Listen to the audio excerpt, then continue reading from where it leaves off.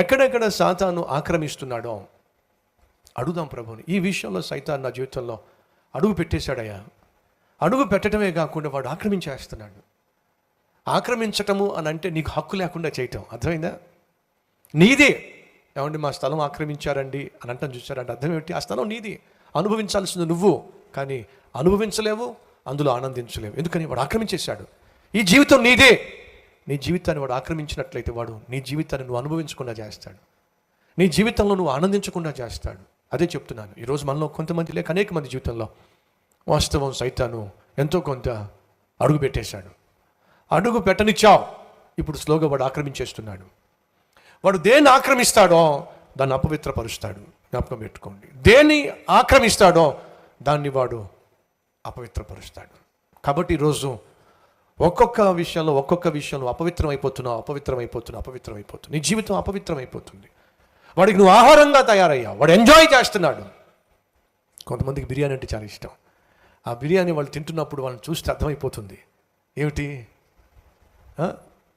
భూమి మీద మొట్టమొదటిసారిగా భోజనం చేస్తే ఎలా ఉంటుందో, లేదా ఒక సంవత్సరం పాటు భోజనం చేయకుండా ఫస్ట్ టైం భోజనం చేస్తున్నట్టు.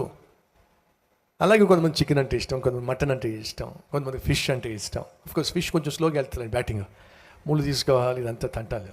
సో నేను చెప్పొచ్చేది ఏమిటంటే, ఇష్టమైన కర్రీ నీకు దొరికినప్పుడు లొట్టలు వేసుకుని తింటాం. ఎస్, వినండి.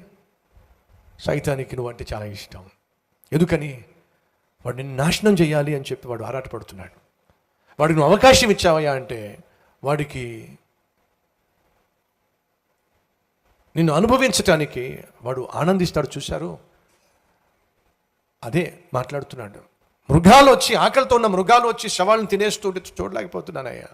ఏమిటిది? ఈరోజు సైతాన్ అనే మృగము వచ్చి నీ శరీరంలో జొరబడి అనుభవిస్తున్నాడు నిన్ను. ఏమాత్రం మంచిది కాదు. చివరిగా నీ జీవితం ఆక్రమించబడి, అపవిత్రపరచబడి, అనుభవించబడుతున్నట్లయితే ఆఖరికి మిలేదండి తెలుసా మీకు?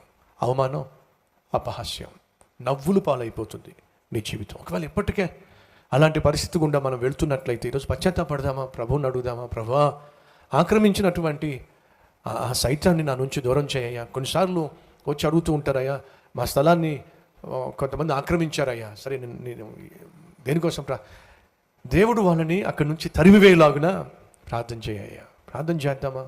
స్థలం కంటే బహు విలువైంది నీ ఆత్మ. ఆ ఆత్మను మోసేటటువంటి శరీరం, ఈ ఆత్మ, ఈ శరీరమే సైతాన్ యొక్క ఆక్రమణకి గురైనట్లయితే ఇంకా అంతకంటే దారుణం ఏముంటుంది? ప్రార్థన చేద్దామండి. రండి, ఉన్న చోటే మోకరించగలిగిన వాళ్ళు మోకరించండి.